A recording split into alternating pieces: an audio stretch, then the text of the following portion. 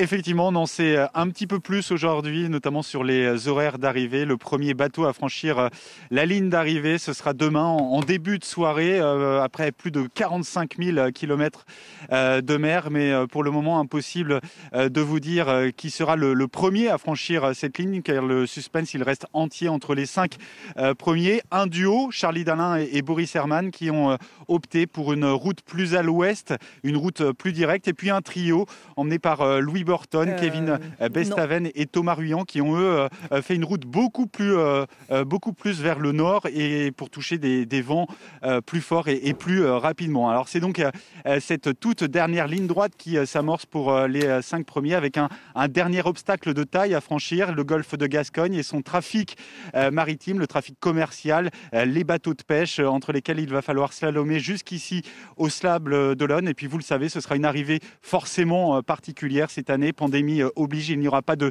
spectateurs, pas de public tout au long du chenal pour saluer donc ces skippers qui reviennent après 80 jours de mer. Alors attention quand même, il y a un scénario possible où le premier à passer la ligne d'arrivée ne sera pas forcément le vainqueur. Pourquoi, Benoît ?